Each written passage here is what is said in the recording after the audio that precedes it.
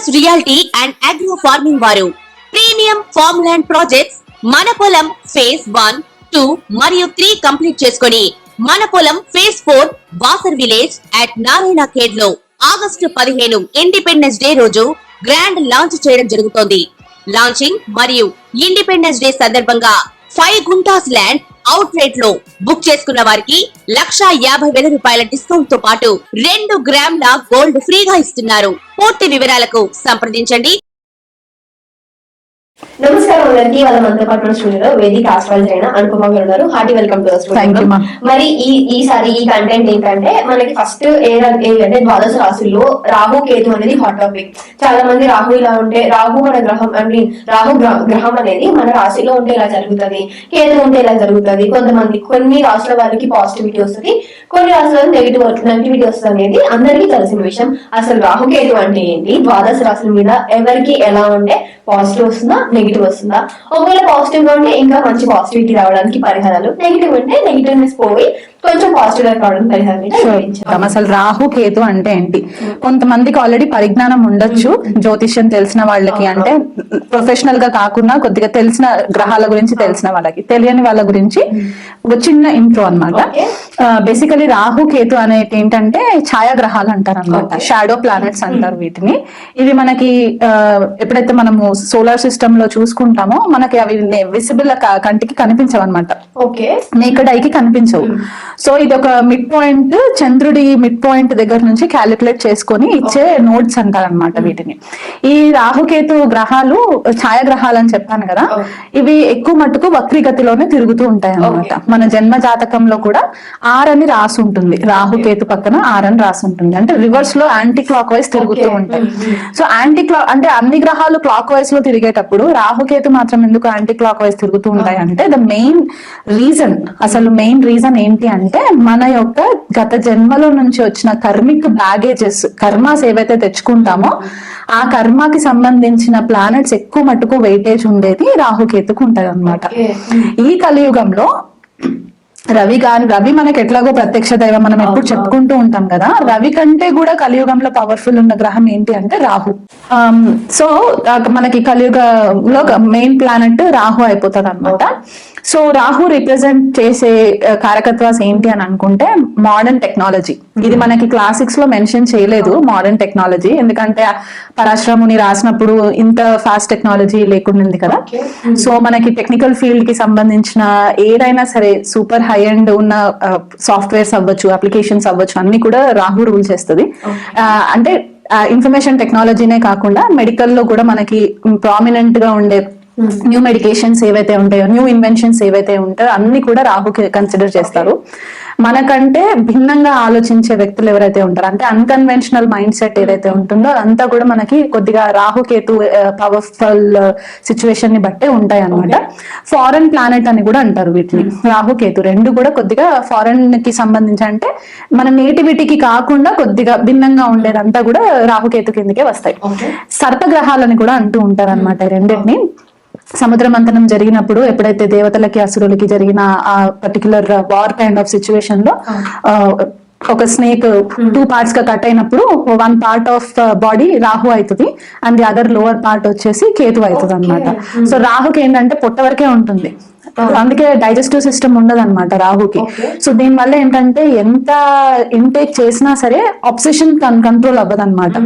అంటే ఎంత తిన్నా కూడా ఒక సంతృప్తి అనేది ఉండదు రాహుకి. కేతుకి ఏంటంటే తల భాగం ఉండదు కాబట్టి ఏం కనిపించదు, సో ఒక డార్క్ జోన్ లోనే ఉంటది అనమాట కేతు. రాహునేమో సర్పాలతో కనెక్ట్ చేస్తారు, కేతుని ఏంటంటే ప్రేత స్పిరిట్స్ ఉంటాయి కదా వాటితో కనెక్ట్ చేస్తారు అనమాట. సో ఇప్పుడు మెయిన్ గా చెప్పేది ఏంటంటే బేసికలీ రాహుకేతు చాలా ప్రామినెన్స్ ప్లే చేస్తుంది మన హారోస్కోప్స్ లో. ఇండివిజువల్ గానే ఉంటే మన జన్మ జాతకంలో ఏ వేరే గ్రహాలతో కలవకుండా ఉంటే బెస్ట్ అనమాట. అంటే ఎక్కువ కర్మ లేదు, ఆ పర్టికులర్ భావానికి సంబంధించి మాత్రమే వాటి యొక్క దశ అంతర్దశలు వచ్చినప్పుడు రిజల్ట్స్ ఉంటాయి. కానీ వేరే గ్రహాలతో కనుక కలిసి ఉంటే ఖచ్చితంగా ఆ పర్టికులర్ ఎనర్జీని సక్ చేసేస్తుంది అనమాట. వేరే గ్రహాలతో కలిసి ఉంటే ఆ యొక్క ఎనర్జీ రాహుకేతుకు ఉంటుంది. ఆస్ట్రోనామికల్, ఎందుకంటే ఇది ఆస్ట్రోనామికల్ పాయింట్ ఎందుకు చెప్తున్నానంటే కొంతమంది జ్యోతిష్ విషయం ని బిలీవ్ చేయని వాళ్ళు ఎవరైతే ఉంటారో సైంటిఫిక్ రీజన్ గా బ్లాక్ హోల్స్ అని చెప్పుకుంటూ ఉంటాం అన్నమాట. మనకి ఇప్పటి వరకు సైంటిస్టులు కూడా ప్రాపర్ గా డిస్కవర్ చేయలేదు ఆ బ్లాక్ హోల్స్ ఎనర్జీ అనేది ఏంటి అంటే. ఒక వాక్యూమ్ లాంటి ఎనర్జీ ఉంటుంది. ఇప్పుడు వాక్యూమ్ క్లీనర్ లో మనం ఎట్లాగైతే సకిన్ చేస్తామో ఈ రాహుకేతు ఎనర్జీ కూడా ఇంచుమించు అట్లాగే ఉంటుంది అనమాట. సకిన్ చేసేసే ఎనర్జీ ఉంటుంది వామ్ హోల్స్. సో ఇది మెయిన్ ప్రామినెన్స్ అయిపోతుంది. ఎక్కడైతే మన జన్మ జాతకంలో రాహు ప్లేస్మెంట్ ఉంటుందో ఆ రాహు ప్లేస్మెంట్ కి సంబంధించి మనకి ఈ లైఫ్ లో కర్మస్ కనెక్ట్ అయి ఉంటాయి అన్నమాట. అంటే మనం పాస్ట్ లైఫ్ లో సగంలో వదిలేసి వచ్చిన ఏవైతే బ్యాలెన్స్ ఉంటుందో అదంతా కూడా ఈ జన్మలో క్లియర్ చేసుకోవడానికి రాహు ఎక్కడైతే ఉంటారో అది మనకి సిగ్నిఫికెన్స్ అయిపోతుంది. అదే కేతు ఎక్కడైతే ఉన్నారో ఆల్రెడీ మనం ఆ పర్టిక్యులర్ భావాన్ని మాస్టరీ వచ్చేసింది. అంటే ఒక పిహెచ్డి లెవెల్లో మనం మాస్టరీ సంపాదించేసుకున్నట్టు అనమాట. సో దానిపైన అంత క్యూరియాసిటీ ఉండదు. సో కేతు ఎక్కడైతే రాహు ఉంటుందో అక్కడే ఉంటుంది అనమాట. మనకి టాప్ లెవెల్ పోలీస్ ఆఫీసర్స్ అవ్వచ్చు, పాలిటీషియన్స్ అవ్వచ్చు, లేకపోతే మనకి సినీ ఫీల్డ్ లో క్లిక్ అయ్యే వాళ్ళు వీళ్ళందరికీ కూడా రాహు చాలా ప్రామినెంట్ గా ఉంటుంది అనమాట. సో ఎక్కడ వెళ్ళినా సరే ఆ కరిస్మా వచ్చేస్తుంది వీళ్ళకి. ఆ స్టామినా, కరిస్మా, కరేజ్ అనేది ఒకటి వచ్చేస్తుంది, ధైర్యం వచ్చేస్తుంది అనమాట. కేతుకు వచ్చేసరికి ఏంటంటే ఎవరి జన్మ జాతకంలో అయినా సరే కేతు చాలా మంచి భావాలలో ఉండి గురువుతో కలిసి ఉన్నా లేకపోతే రవితో కలిసి ఉన్నా ఇట్లాంటి కాంబినేషన్స్ కొద్దిపాటిగా మనకి స్పిరిచువల్ అవేక్నింగ్ కి కూడా ఆధ్యాత్మికమైన దారిలోకి తీసుకెళ్లడానికి పాసిబిలిటీ ఉంటుంది. ఇప్పుడు గురువు ఏమో మనకి రిలీజియస్ కంటెంట్ చూపిస్తే కేతు వచ్చేసి ఏంటంటే మెటాఫిజికల్ అన్నమాట. అంటే మనకి రిలీజన్ కంటే కూడా ఒక స్టెప్ అధికంగా ఉండే ఒక దారిలోకి మనల్ని కేతు తీసుకెళ్తారనమాట. ఒక మోక్ష మార్గంలోకి తీసుకెళ్లడానికి మనకి కేతు చాలా ఇంపార్టెంట్ అయిపోతుంది. రాహు ఏంటంటే మనకి ప్రెసెంట్ లైఫ్ లీడ్ చేయడానికి. మనకి వాస్తు ప్రకారం చూసుకుంటే మెయిన్ డోర్ వచ్చేసి రాహు అండ్ బ్యాక్ డోర్ వచ్చేసి కేతు అన్నమాట. సో అందుకే మనకి మెయిన్ గా ఏం చెప్తారంటే మెయిన్ డోర్ దగ్గర ప్రతిరోజు పసుపుతో కడిగి గడపని కడిగి పూజ చేసుకోవాలి అని ఎందుకు చెప్తూ ఉంటారంటే రాహు ఎక్కడైతే స్థిరంగా ఉంటారో అక్కడ నెగిటివ్ ఎనర్జీ ఎక్కువ ఉంటుంది. నెగిటివ్ ఎనర్జీ ఎక్కువ ఉంటుంది కాబట్టి ఆ క్లియరెన్స్ ఒకటి మాత్రము రెగ్యులర్ గా చేసుకుంటూ ఉండాలన్నమాట. సో ఎవ్రీ ఫ్రైడే పసుపుతో కడిగేసేసి పసుపుతో బొట్లు పెట్టి పోగొట్టుకోవడానికి, ముగ్గులు వేసుకొని పెట్టుకోవడానికి, నీట్ గా అలంకరించుకోవడానికి, అదొక పాజిటివిటీ క్రియేట్ చేయడానికి. అండ్ బాత్రూమ్స్ ని కూడా మనకి రాహుతోనే కనెక్ట్ చేస్తారు. సో అది ఎప్పుడైనా సరే ఎక్కడైనా ఎవరింట్లో అయినా సరే నెగిటివ్ ఎనర్జీ ఉందంటే మాక్సిమం మనకి సౌత్ వెస్ట్ డైరెక్షన్ అంటే నైరుతి దిక్కున ఉండే ఆ డైరెక్షన్ ఒకటి, బాత్రూమ్స్ ఒకటి, ఈ 2 ప్లేసెస్ చాలా క్లీన్ గా పెట్టుకోవడానికి మాక్సిమం ట్రై చేయాలన్నమాట. ఎవరింట్లో అయినా వైబ్ బాగాలేదు అని అంటే ఫస్ట్ వాళ్ళకి ప్రాబ్లం వచ్చేది టాయిలెట్స్ దగ్గర నుంచి ప్రాబ్లం వస్తుంది. లైక్ ప్లంబింగ్ ఇష్యూస్ ఫ్రీక్వెంట్ గా రావడము, వాటర్ లీకేజెస్ అవ్వడము, ఇవన్నీ ఉంటాయి అన్నమాట. సో మెయిన్ గా ఈ రాహుకేతు మనకి చెప్పేది ఏంటంటే కర్మిక్ బ్యాగేజ్ ఒక బాండేజ్ లోకి తీసుకెళ్లి ఆ గత జన్మలో నుంచి అవుట్ స్టాండింగ్ బ్యాలెన్స్ ఏదైతే ఉంటుందో అది క్లియర్ చేసుకోవడానికి యూజ్ అయ్యే గ్రహాలు అన్నమాట. బేసికలీ దీని ఇన్ఫ్లుయెన్స్ మాత్రం చాలా ఎక్కువ ఉంటుంది. వాటి నుంచి వచ్చే ప్రాబ్లమ్స్ అన్నిటినీ కూడా శాపాలు కిందకే కన్సిడర్ చేస్తారు. దోషాలు కంటే కూడా శాపాల కిందకే కన్సిడర్ చేస్తారు. ఏ గ్రహంతో కలిసి ఉంటే ఆ గ్రహానికి సంబంధించిన శాపం మనకి రాహుకేతు సిగ్నిఫై చేస్తాయి అన్నమాట. ఇప్పుడు వృశ్చిక రాశిలో కనుక రాహు లేదా కేతు ఉంటే ఎలా ఉంటుందో ఒకసారి. వృశ్చిక రాశిలో రాహు గాని కేతు గాని ఉంటే ఎలా ఉంటుందంటే రాహు వృశ్చిక రాశిలోకి వచ్చేసరికి నీచ స్థానం అయిపోతుంది అనమాట. నీచ పెడతాడు ఇక్కడ. ఎందుకంటే కేతు ఇక్కడ రూల్ చేస్తారనమాట, కో రూలర్ అయిపోతారు వృశ్చిక రాశికి. సో ఇక్కడ రాహు కొద్దిగా నీచ పెడతారు. ఎందుకంటే రాహు ఎక్కువ మట్టుకు హిడెన్ థింగ్స్ ని రిప్రజెంట్ చేసినా సరే హిడెన్ సైన్ లో ఉండేసరికి కొద్దిగా ఇబ్బంది పెట్టే సిచ్యువేషన్స్ అనమాట. సో ఇక్కడ ఈ పర్టిక్యులర్ ప్లేస్మెంట్ ఈ కాంబినేషన్ గనక జన్మజాతకంలో ఉంటే వీళ్ళు స్వతహాగా కొద్దిగా భయం తో కూడిన పర్సన్స్ ఉంటారన్నమాట. అంటే భయం ఎక్కువ ఉంటది వీళ్ళకి. ఒక రకమైన అపోహలు ఉంటాయి అన్నమాట. ప్రతి చిన్న చిన్న వాటికి అంటే చీకటిని చూస్తే కూడా కొద్దిపాటిగా భయపడే సిచ్యువేషన్స్ మనకి కనిపిస్తూ ఉంటాయి. ఎందుకంటే వృశ్చిక రాశి జనరల్ గా ఏంటంటే చాలా డిస్ట్రక్టివ్ సైన్ అయిపోతుంది. అండ్ మనకి చావుకి పునర్జన్మకి సంబంధించిన సైకిల్ లాగా మనకి వృశ్చిక రాశిని చెప్తూ ఉంటారన్నమాట. 8th హౌస్ ఎనర్జీస్ ఎక్కువ ఉంటాయి. అంటే అష్టమ స్థానానికి సంబంధించిన ఎనర్జీస్ అంటే కంటికి కనపడనేవి అన్ని కూడా అష్టమ స్థానం తోటి కనెక్ట్ చేస్తారు, వృశ్చిక రాశితో కనెక్ట్ చేస్తారు. కాబట్టి అక్కడ రాహు వచ్చి పడితే ఏంటంటే బేసికల్ గా కంటికి కనిపించని శక్తులతోటి వీళ్ళు పోరాడుతూ ఉంటారన్నమాట. వీళ్ళకి చిన్నప్పటి నుంచి వీళ్ళకి కొద్దిగా భయం అనేది ఎక్కువ ఉంటుంది. ఇన్ఫీరియారిటీ కాంప్లెక్స్ ఎక్కువ ఉంటుంది. పబ్లిక్ లోకి వచ్చి మాట్లాడితే మన ఇబ్బంది అవుతుంది అని వీళ్ళే కొద్దిగా ఐసోలేషన్ లోకి వెళ్ళిపోవడము, ఇలాంటి జరిగే ఛాన్సెస్ ఉంటాయి. నెగిటివ్ సైడ్ ఇదనమాట. అదే పాజిటివ్ సైడ్ కనుక మనం చూసుకుంటే ఒక జోన్ లోకి వెళ్ళిపోయి రీసెర్చ్ ఓరియంటెడ్ మైండ్ సెట్ తోటి ఉండడము. మనకి సైకాలజిస్ట్లకి ఇట్లాంటి కాంబినేషన్స్, కేతు కూడా అంతే, మనకి సైకాలజిస్ట్లకి కాంబినేషన్స్ కూడా మనం చూసుకోవచ్చు. కాకపోతే వీళ్ళు ఏంటంటే ఆ పర్టికులర్ ఎనర్జీని ప్రాపర్ గా హ్యాండిల్ చేయలేక కొన్నిసార్లు వీళ్ళకి చికాకు వచ్చేస్తూ ఉంటది అనమాట. అంటే వాళ్ళకి భయం ఎందుకు వేస్తుందో పక్క వాళ్ళకి చెప్పుకోలేరు, అండ్ వాళ్ళకి వాళ్ళు సెల్ఫ్ హీలింగ్ చేసుకోలేరు. సో దీనివల్ల పోను ఏజ్ పెరుగుతున్న కొద్దికి నలుగుట్లోకి వెళ్ళినప్పుడు చాలా ఇబ్బంది పాలు అవుతూ ఉంటారు అనమాట. అది వాళ్ళకి ఛానలైజ్ చేసుకోవడం రాక. సో దీనివల్ల ఎప్పుడైతే ఇబ్బంది పాలు పడుతూ ఉంటారో కొద్దిగా ఇన్ఫీరియారిటీ కాంప్లెక్స్ లోకి వెళ్ళిపోయి ఐసోలేషన్ ప్రిఫర్ చేయడం స్టార్ట్ చేస్తూ ఉంటారు.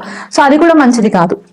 సో వీళ్ళకి మెయిన్ గా చెప్పేది ఏంటి అంటే, మోటివేషనల్ స్పీకర్స్ ఎవరైతే ఉంటారో, మనకి ఝాన్సీ లక్ష్మీబాయి, లేకపోతే రిఫార్మర్స్ ఎవరైతే రెవల్యూషన్ ఒకటి తీసుకొచ్చారో మనకి సోషల్ సర్కిల్లో, మనకి in terms of freedom fighters ఎవరైతే ఉంటారో, ఇలాంటి వాళ్ళ యొక్క బయోగ్రఫీస్ చదవడము. రాహు స్పెసిఫిక్ గా వృశ్చిక రాశిలో ఉన్న వాళ్ళకి, అంటే అట్లాంటి మోటివేషనల్ కి సంబంధించిన బుక్స్ చదివినప్పుడు ఏంటంటే వీళ్ళకి తెలియకుండానే వీళ్ళలో ఒక ఇన్నర్ శక్తి అనేది స్టార్ట్ అవుతుంది అనమాట. సో దానివల్ల ఇది ఒక బెస్ట్ రెమెడీ అని చెప్పుకోవచ్చు. 42 years దాటిన తర్వాత వీళ్ళలో ఒక తెలియని తేజస్సు రావడం స్టార్ట్ అవుతుంది. అంటే తేజస్సు ఇన్ ద సెన్స్ ఎట్లా అంటే ధైర్యంగా ఎదుర్కోవడానికి, ఒక ప్రాపర్ ప్లానింగ్ తోటి ఎదుర్కోవడానికి, ధైర్య సాహసాలు ప్రదర్శించడానికి వీళ్ళకి మంచి ఆపర్చునిటీస్ కనిపిస్తూ ఉంటాయి. గత జన్మలో వీళ్ళు రిఫార్మర్స్, రెవల్యూషనర్స్ లాగా కూడా ఉండి వాళ్ళు ఒక వార్ జోన్ లో, అంటే ఒక యుద్ధ వాతావరణంలో వాళ్ళు ఫైట్ చేసి ఉండి చనిపోయిన వ్యక్తులు మళ్ళీ రాహు స్కార్పియోలో ఉన్న వాళ్ళు ఈ జన్మలో పుట్టినట్టు కూడా మనకి కొన్ని క్లాసిక్స్ చెప్తూ ఉంటారు అనమాట. అదే కేతు మనకి వృశ్చిక రాశిలోకి వెళ్తే ఏమవుతుందంటే, నంబర్ 1 కాంబినేషన్ వాళ్ళకి సైకలాజికల్ గా మైండ్ రీడ్ చేయడానికి, సైకిక్ ఇంట్యూషన్ కి చాలా మంచి ఆపర్చునిటీకి, హై లెవెల్ స్పిరిచువల్ గా ఆధ్యాత్మికంగా ఎదగడానికి, వేరే గ్రహాంతర వాసులతోటి టెలిపతి కనెక్షన్స్ ఏర్పరచుకోవడానికి కేతు స్కార్పియోలో చాలా మంచి కాంబినేషన్ అవుతుంది. మెడిటేషన్, వీళ్ళు ఒక సెకండ్ ఇలా కూర్చుని ఒక 10 minutes కూర్చున్న డీప్ మెడిటేటివ్ స్టేట్ లోకి వెళ్ళిపోవడము. అంటే ఈ కాంబినేషన్ ఏంటంటే గత జన్మలో నుంచి కూడా ఆ పర్టిక్యులర్ సాధన చేసేసి ఒక హైయెస్ట్ లెవెల్ కి రీచ్ అయిన వ్యక్తులు ఉంటారన్నమాట. కేతు వృశ్చిక రాశిలో ఉన్న వాళ్ళు చాలా ఆధ్యాత్మికంగా, చాలా స్పిరిచువల్ గా ఉంటారు వీళ్ళు బేసికలీ. అండ్ వీళ్ళకి ముందు జరిగబోయే సిచ్యువేషన్స్ అన్ని కూడా వీళ్ళు చాలా ఈజీగా ఇట్టే పట్టేస్తారనమాట. ఎలాగైతే మనము క్యాన్సర్ కేతు గురించి చెప్పుకున్నామో, కేతు వృశ్చిక రాశిలో కూడా డీపెస్ట్ అన్నమాట. వీళ్ళని ఒక అడవిలో వదిలేసినా సరే వీళ్ళు హ్యాపీగా అక్కడ కూర్చొని తపస్సు చేసుకోవడము, లేకపోతే ఏదన్నా రీసెర్చ్ చేసుకోవడము, ఒక చిన్న ల్యాంప్ పెట్టేసుకొని రీసెర్చ్ చేసేసుకోవడము, వీళ్ళకి ఒక ఇన్నర్ హ్యాపీనెస్ వెతుక్కుంటారనమాట, ఇన్నర్ హీలింగ్ అవ్వడానికి. అండ్ వీళ్ళు హీల్ అయిన తర్వాత ఎదుటి వాళ్ళకి మంచి మార్గదర్శకంగా ఉండడము, ఇవన్నీ ఒక బ్యూటిఫుల్ కాంబినేషన్ అన్నమాట. కేతు వృశ్చిక రాశిలో ఉండడము, స్పిరిచువల్ గా చాలా బాగా ఎదుగుతారు. అండ్ మనకి స్పిరిచువల్ కాకుండా మనకి వేరే కెరియర్స్ లో చూసుకుంటే గనక, మనకి సైబర్ సెక్యూరిటీ ఆఫీసర్స్ ఎవరైతే ఉంటారో, పోలీస్ డిపార్ట్మెంట్ లో కూడా మనకి సైబర్ క్రైమ్ కి రిలేటెడ్ ఆఫీసర్స్ ఎవరైతే చాలా డిగ్ చేస్తూ ఉంటారో, అంటే కూపి లాగడానికి ఏదైతే డిగ్ చేస్తూ ఉంటారో, ఆ రీసెర్చ్ ఓరియంటెడ్ మైండ్స్ అంటూ ఉండడానికి మనకి రాహు కానీ కేతు కానీ స్కార్పియోలో ఉంటే చాలా మంచి ఫేవరబుల్ రిజల్ట్స్ వస్తాయి అన్నమాట. సో రెమెడీస్ కి వచ్చేసరికి ఏంటి అంటే, దీనికి main remedies Scorpio sign deal అయి ఉంటుంది కాబట్టి సుబ్రహ్మణ్యేశ్వర స్వామికి చెప్పుకోవాలి. ఎందుకంటే కుజుడు రూలర్ అవుతారు ఇక్కడ. సో ఆ శక్తి మనకి అక్కడి నుంచి వస్తుంది కాబట్టి సుబ్రహ్మణ్యేశ్వర స్వామి ఆరాధన చేసుకోవడము ఇంకా ఎన్హాన్స్డ్ రిజల్ట్స్ ఇవ్వడానికి పాసిబిలిటీస్ ఉంటాయి. ఓకే, మరి చూసారు కదా వృశ్చిక రాశి వృశ్చిక వారికి వారి జాతకంలో కనుక రాహు లేదా కేతు ఉంటే ఎలా ఉంటుందో మేడం ట్రాన్స్ఫర్ గా వేయించేందుకు థ్యాంక్ యూ సో మచ్. మరి మేడం చిన్న రెమెడీస్ అన్నింటినీ ఉపయోగించుకొని మీ జీవితాన్ని మంచి దారిలో పెట్టుకోవడానికి ఆశిస్తూ మరో రాష్ట్ర కడతాం. అంతవరకు సెలవు.